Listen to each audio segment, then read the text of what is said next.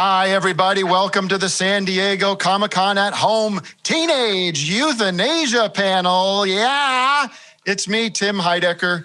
I'm going to be moderating this chat with some of the creators, people behind the show. The talented voice cast is here. And let's just introduce them quickly. We've got Alyson Levy, co-creator. Alissa Nutting, also co-creator. Scott Adsit, co-director and co-executive producer. Maria Bamford, she plays Trophy Fantasy. Joe Firestone plays Euthanasia Annie Fantasy. And Bebe Neuwirth, who plays Baba. Welcome to this exclusive conversation with the creators and cast of Teenage Euthanasia. Hi, everybody. Woo! It's How's Tim. everyone? Thanks. Be honest. How are we? Everyone has to answer at the same time. Tim, I'm very well, thank you. Thank you, Scott. Moving to Alyson. How are you? I'm a little nervous, but also bored. It's good. Yeah, I'm excited to be here. Ms. Neuwirth, a pleasure. The pleasure is mine.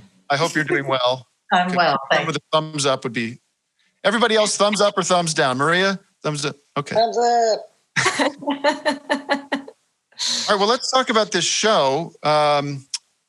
So, what's the germ of this show? Whose idea is this originally, and how did you develop this show? Where did the germ of this come from? Well, Alyson and I'm always really thrilled by the universe's ability for people to just find whoever is on their uniquely weird frequency and just kind of come together in the universe against all odds. So we started working on this in 2016, really wanting to do a female-driven cartoon. Who wants to explain what the show's about? How about Alyssa? It's about a teenager. Her full name is Euthanasia. People call her Annie for short. But she was abandoned at birth by her teen mother, Trophy. Trophy kind of went off to become a trophy wife, gold digger, chasing the party. Things didn't work out for her. Unfortunately, she killed herself. Her body was shipped home to the family funeral home for burial, but then thanks to a accident with Florida lightning and some of Baba's homemade embalming fluid, she resurrected. And Annie's tear. The only tear she's ever cried up to this point. She resurrects, and now, the two of them have a second chance at mother-daughterhood. They're not doing it any better. Trophy also has a second chance at mother-daughterhood with Baba. And then they also live in the funeral home house with Uncle Pete, who has a kind of Oedipal relationship with Baba and is in charge of all the funeral services. It's a kid's show. Yeah. And it's in kind of like near Phi, Florida. Where's that? And Near Phi. It's in future. Near future, yeah. Seven maybe years out. And when Trophy comes back, we could, to explain the premise of the show, we need another half hour. But when Trophy reanimates, she has powers.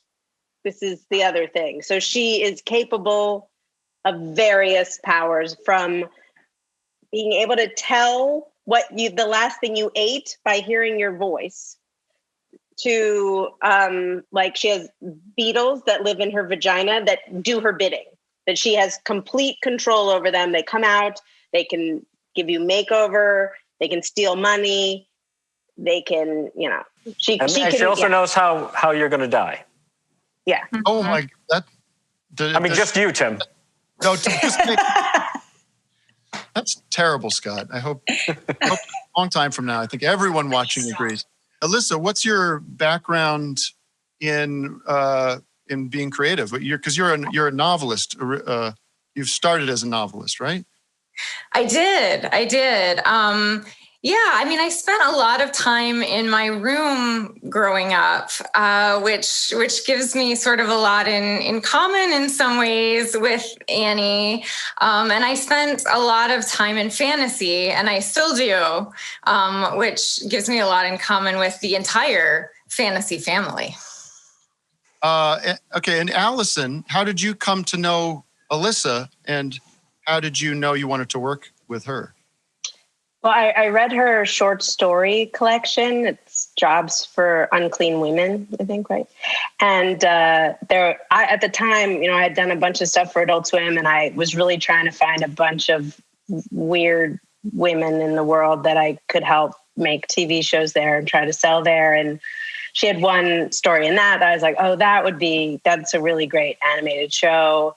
And then we just started talking, and then she was like, I want to do something totally different. And then, it just took for both, she wrote Made for Love, like during this whole project, like, I mean, so many things that happened in the time that we were working on this, but we just kept coming back to, we want to do something together, and we wanted it to be half hour. We wanted like a bigger show, and, we just kept working at it until, here we are. But it was a very long road. I mean, now, Alyson, I know you have you and your production company, PFFR, have a long, amazing history with Adult Swim, making great stuff. How did you present this idea to them? What was your angle in? Well, I had John Lee, who's my husband and also one of the PFR people, send it to Michael Lazo. I felt that was the best way into the process. And then they bought the script. They bought the spec script.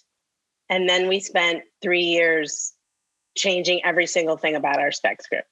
But it's like, it ended up being like a really fun process to get to this point. But, and the show got better and better and better, but that's how we did it. It's a real story of perseverance. People have this perception that if it's on Adult Swim, that there's just like, they must you do whatever you want, right? You don't even look at it. But it is like a creative process, right? It is like, and there's smart people there that have like good ideas, and it makes it better, right? Yeah. And I think, they've been, we're hesitant at the time about, I think about doing another half hour after Rick and Morty. And so they just were like, it has to be really great. It has to be so great. So we just keep trying to, I don't know. It's like, I guess they decided it was good enough now. Yeah. What does that note mean? Because it's sort of like, it's either going to be great or it's not. Like, we'll do our best. You can only do your best. Yeah. We keep trying. Yeah. Scott, is it great? As far as I know. That's a little softball over to you there. Everybody's really great to work with. It is great. It is because it's lively and funny and really kind of heartfelt in its satire of what will be modern life, because it takes place a little bit in the future, and it's a weird kind of mix of Florida-isms and the darkest parts of our souls. Yikes.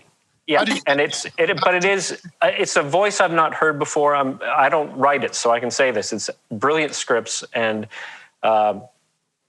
it's got a take on reality unlike I've seen in other things. So I'm really excited to be part of it. How did and everybody's great to work with. No, that's not what I've heard. A lot of people talking about this cat, how challenging.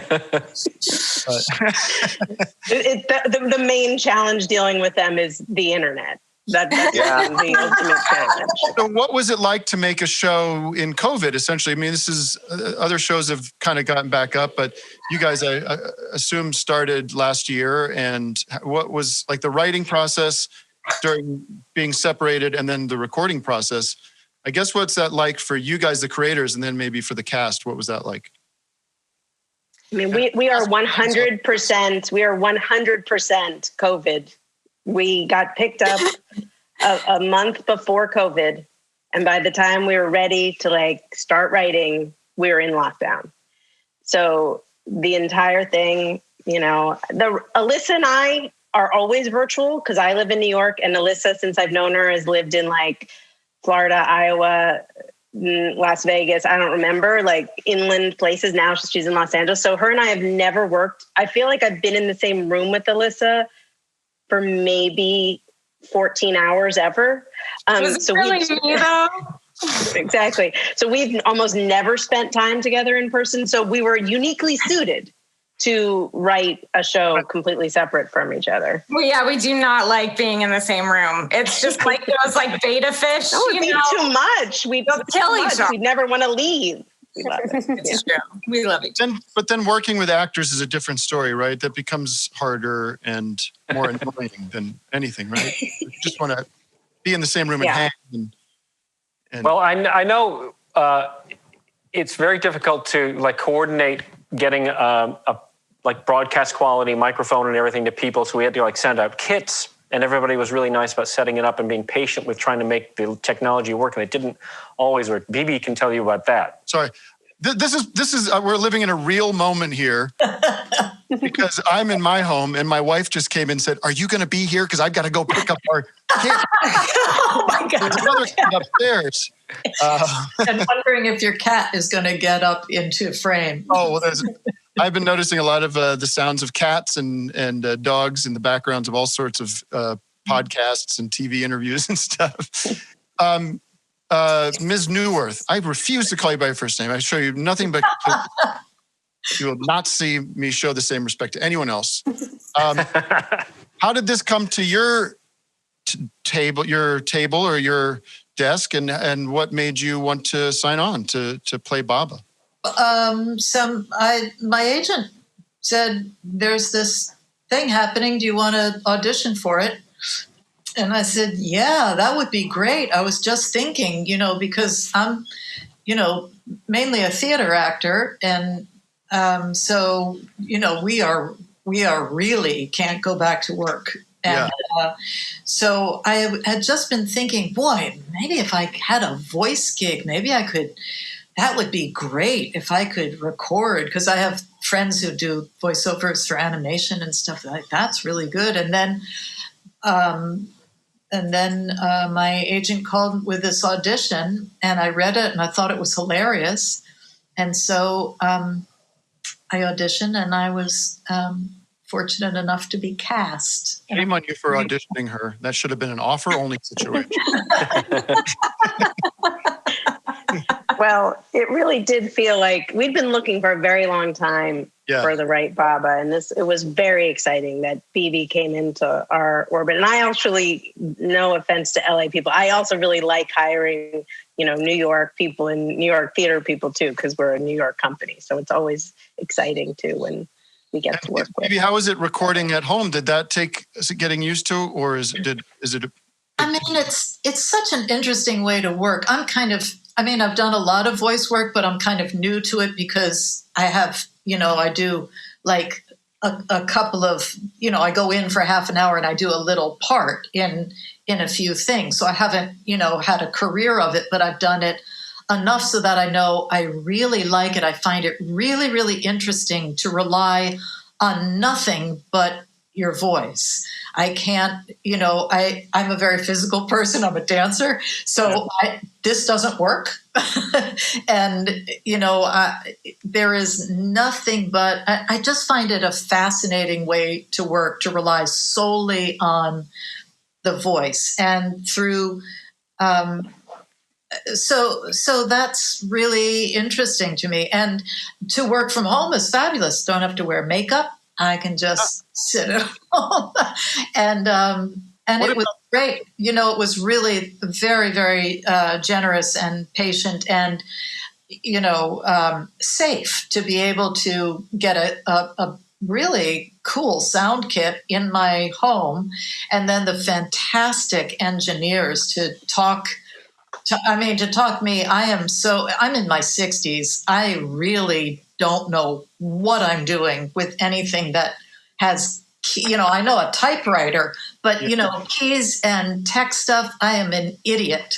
and the patience and kindness that your engineers have to talk me through all this. And then once all my sweating and tears are gone, I have a really great time, and it's really fun. And no issues with the honking of horns and New York life. I mean, that's sometimes. Didn't we, Scott? One time we had, it's like, oh, there's a siren outside my, because I'm very close to 6th Avenue, and then it found its way up to Union Square where you were. It was like, that's the same. Yeah. Or like, the West Village, because Joe Firestone also lives in the West Village, which now I know has notoriously horrible internet. And Joe is in front of like a place where they love to just collect recycling. It's just like, that classic, just super loud garbage collection we had for her. And then Maria has the best sound, which was the pizza train.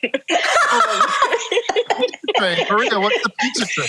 Well, I was in Duluth, Minnesota, staying at an Airbnb while my mother was dying. And I was in a little,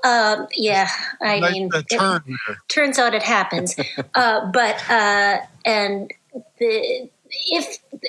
believe I was asked to be a part of this project because my character dies of suicide. I think people are thinking of me.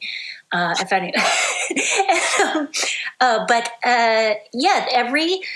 hour, I think, or so, a train goes by in my town and they serve pizza on it. So it's called the Pizza Train. That's the story. I'll begin again from the beginning. That's how the people from New York get across country. No pizza. It just you ride on it and eat the pizza, and it's also like you were saying, it's like a Little Caesars pizza. It's not like an artisanal train. And it just goes in a very small circle. It's just one meal. Does it have a little bell that it rings? Here comes the pizza train, or like the Good Humor truck has a thing? I believe that's so hoo-hoo. And then, it has a mandolin that you pull. Picturing a Mario guy with a big mustache is the conductor. Maria, while I have you here, you are a master of, speaking of voices, you're a master of voices and creating characters with your voice. How did you hone in on this character? What was the process? Well, I'm a comedian by trade, so I don't want to. I do about 6 voices and then variations on those voices. So, anyways, Miss Neuwirth, just what a beautiful job for Baba. It was just so hilarious and so funny. But I was just delighted to. I like doing types, so if I can do a mindless mother, I just love to do it. Someone who had children but didn't really think it through. Is it a full-time thing, these kids? I had no idea. Oh, I better talk about it in therapy. I also got a new purse that's too big.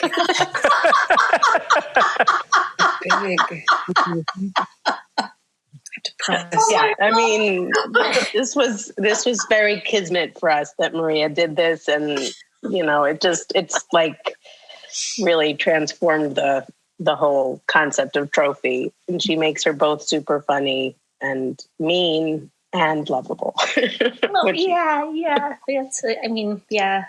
can. Joe, sorry, Joe. Tell us who you play and how you came involved in this cartoon here. Go ahead. Cartoon. Did you hear me give up on that idea? Yeah, but I think that the question it felt like a question almost, and that was cool. Thank you. I think that I would say that I also auditioned for this role, and I don't really do as much of a voice. I think it's kind of I think they kind of just relied on my own hesitancy, and that's natural. And I think that I auditioned a long time ago. 20, what would we say that was? 2001. It was real before time. Yeah, it was before they even sold it. And I auditioned, and I got a chance to write on the show as well, which was very exciting to kind of craft it from that perspective. So this show is really one of the main things about it is this mother-daughter relationship. And Alyssa, maybe you could talk to us about like some of your favorite mother-daughter relationship moments in the show. Yeah, I mean, initially, in one of the earlier iterations of the show, Trophy was actually a ghost rather than this reanimated corpse. This was very early on, and we were thinking, what if it kind of was this like ghost of Christmas past type thing, where you meet your mom, but instead of the ghost like helping you or making you better, the ghost gives you very bad advice. And that was kind of like the seed that got taken through to reanimated Trophy. I think one of my favorite mother-daughter moments is when Annie realizes she doesn't need a father. She was thinking that her life would be a lot better if her dad, had been in it. But then when she meets all of the different men that her mother slept with around that time who could have fathered her, no thanks. And it's a pretty sweet time for the two of them. And then there's the other mother story, which is Bebe's character Baba to Trophy, and so it's three generation. And my favorite one of that, it comes after a long, a whole episode of them, like a bad bang trim ending in incarceration, and real soul searching between Trophy and Baba about what led them to that moment. And at one point, Baba tells Trophy that she's still pretty to her, and it's probably the nicest. It always makes it really gets Alyssa. It was really the one thing. Really so I always like that part. Yeah, it's like a really, because it's the intergenerational kind of mother story, and that's. We find out that Baba has bang trauma too, so it's really kind of a commentary on the ways that trauma is passed down through generations. I love the scene where Baba is and Trophy are trying to tell her about giving a hand job on the first date, and what a great memory that was. Baba really stepped in during her first hand job, and it's some heavy lifting. Yeah. Was that a Little House in the Prairie storyline, or did you guys just straight drive? Rip it. Yeah. Can you talk a little bit about the look of the show and how because it's very hard, I imagine, to take something on the page and figure out, how is it going to look, and how do you start that process of what the look of the show eventually becomes? It's a very long process, and I came into it probably later than others, but we have this great studio called Augenblick, and they have this team of creators who are all really talented artists, and we essentially give them kind of what we see in our heads, and then they just make it better. But the whole process of communicating that and getting results is new to me, the way we're doing it, because it's we're so far away from each other. We can't go in and talk to people. We have to do it secondhand. It's all very strange, but I got to say that we're getting newer stuff every day, and it just blows me away. It's so good, and it's all designed by one woman. This woman, Abby James, who we found very early in the process, and just online, looking at people's stuff. It's another good story for people. She just had a website. It was part of she lives in Brooklyn, and it was just part of a Brooklyn comic book convention or something. And I was, just looking through. And then as soon as I saw it, because she's also really funny, and she totally gets the show. And she has a bunch of her own comics and stuff that she does, but she designed all of our characters. She's also from Florida, which I think is really key. And like we have so much fun, and we make them so crazy because Alyssa and I do all the wardrobe, and Trophy changes her clothes in every episode, which is like completely unheard of. Like all, like Marge Simpson or something never changes, but Trophy has new clothes in every episode, and sometimes multiple outfit changes. And Alyssa and I always send them like photos of all the clothes we want. And at first they were like, this is crazy. Why are you doing this? I'm like, listen, we have very few fight sequences. This is what we want. Like, this is really important to us. She changes her hair. She changes her clothes. She changes her makeup. This is what we want. And so now they've accepted it. Like, that's pretty great. Yeah. Cause like the whole, feels like the original sort of scam of animation was like, we could just, it's always the same background. The guy's going to we can reuse all this stuff, but you're changing the rules. They're not happy about it at all. Because I guess when they walk, they reuse how they walk. Right. And so they want them in the same outfit so that they can do the walking. But people that want to keep banker's hours, they want to. But they're doing a great job. It's very exciting and really fun.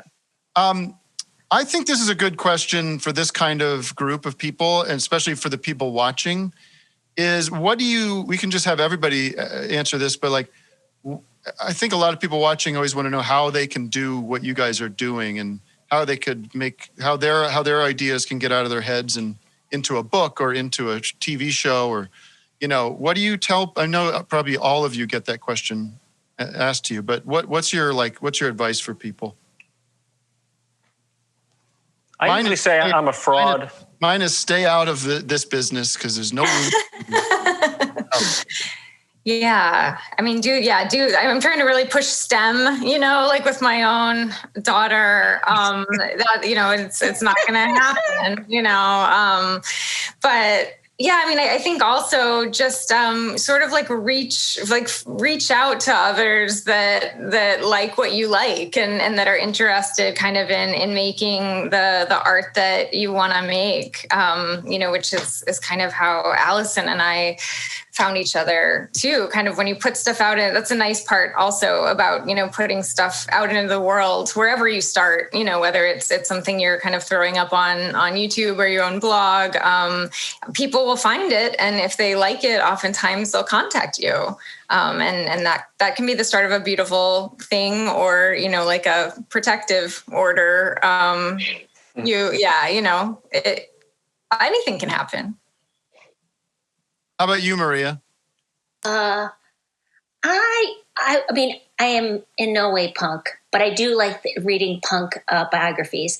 And I like the DIY thing, do everything you can with exactly what you have. So I don't, right now I do have ring lights. But I've also performed on the street. I mean, I'll perform anywhere somebody invites me to perform. Yeah. Or not.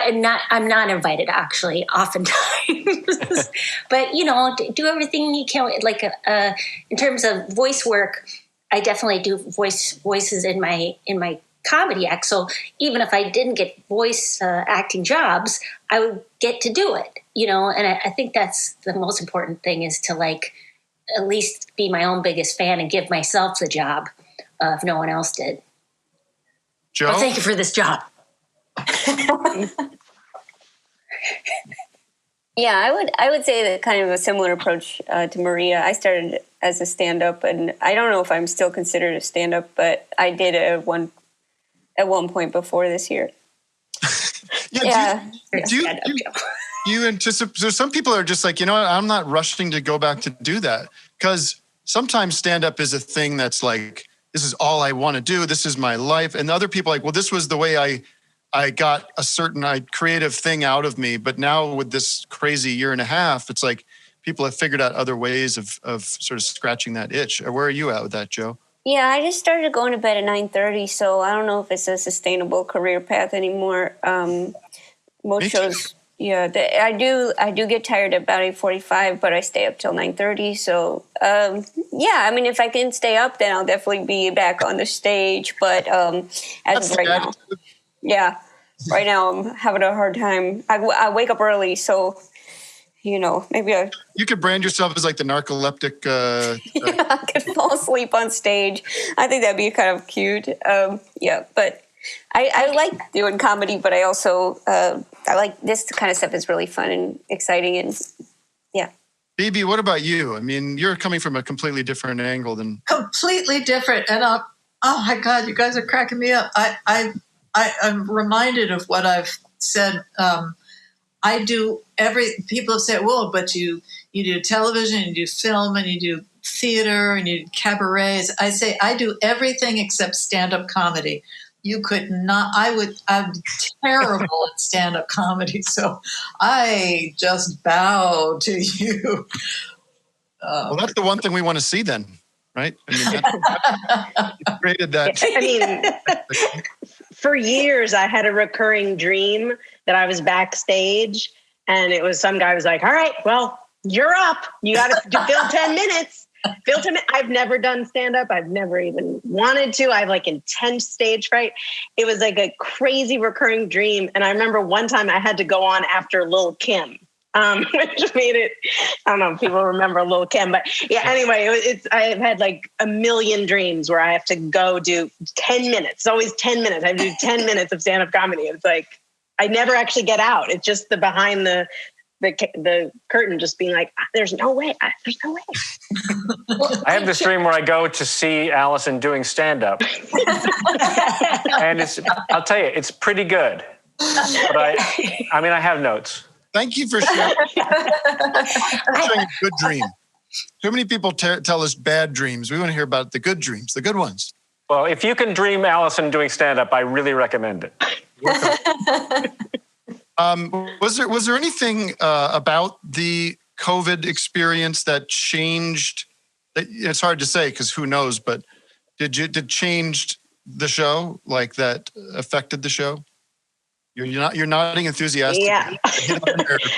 I mean, for me, I just once we hit the writing room, it was April. It was grim. Like, I mean, the idea of like thinking about the future, even a fake one in Florida, was just like, this is way too much. And so I think we just really pushed the show to just get sillier and be really just lean into like try and make it as funny as possible.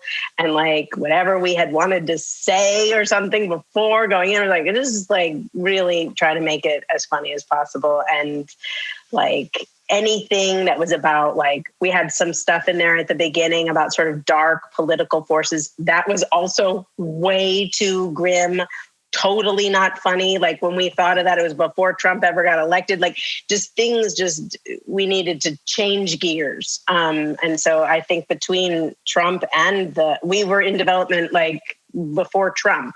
So between Trump and COVID, it was just felt like we needed to really, it was actually came at a good time because we were like ready to totally wipe the slate clean by the time we got into the room.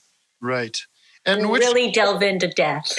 Yeah, death has always been a big part of the show. Death is a huge part of the show. And death is kind of a passion for us. You should see the text chain that Alyssa and I have.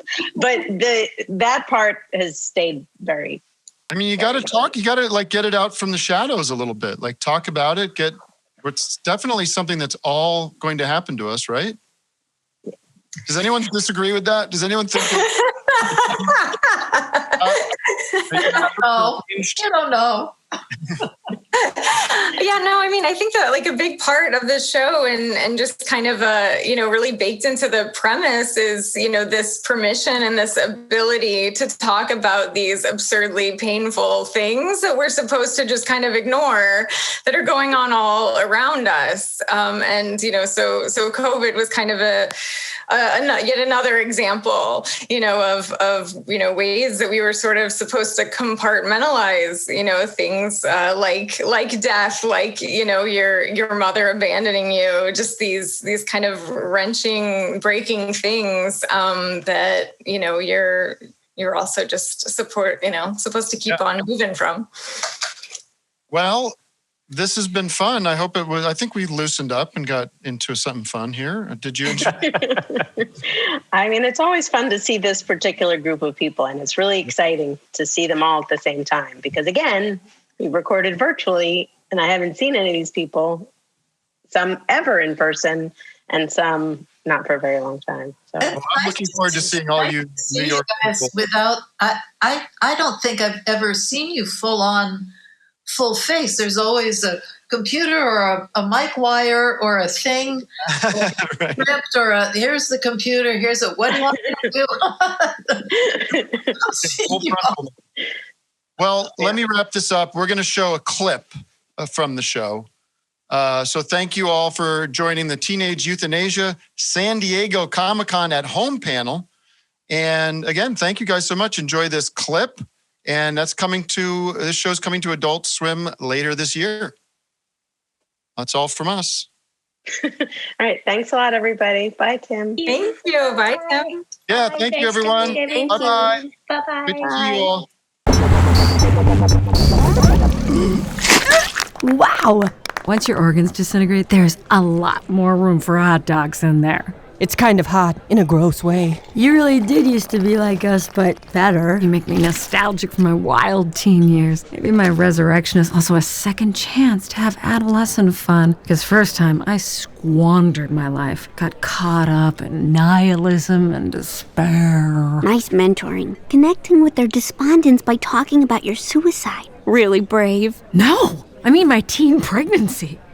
Girls, no matter how bad you screw up, there's no mistake you can't talk your way out of. Unless you keep the baby. I'd only want one if it could be like that doll from Child's Play. Trophy? Quick word in private. No secrets, Annie. Don't be rude to the gang. How am I the worst mistake of your life? You left town 3 days after you gave birth. And you once joined a CrossFit gym that harvested your kidney. Why you gotta be such a buzzkill to your sister? She's my mother! If she never mothered you, seems more like she's your sister to me. Sorry, I need to close out your tab. You've ordered the maximum number of hot dogs we're legally allowed to serve to a group of women. You're welcome back later with a male chaperone. We're not paying. Watch this. Death powers.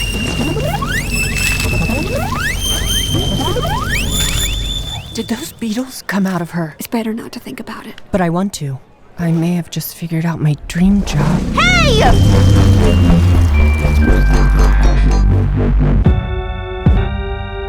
That's my favorite portrait of the three of us. You slept together? Absolutely. We know it's not traditional, but... Say no more. Parenting, like grief, takes many forms. Loki wasn't our son, he was our lover. The three of us were a triad. Have you ever heard of polyamory? Oh, it's time to renew our vows. Once the divorce rate topped 90%, Florida decided to make marriages auto-expire every 24 hours. You just use the app. We were married for almost a decade. But now, without a third person, it's like the vows have lost all meaning. Like the Pledge of Allegiance. Or an MFA. Please complete vows in 30 seconds to remain lawfully wed. 30. Won't you join us, Pete? Till death or 24 hours from now do us part. I think it would really help us with our mourning.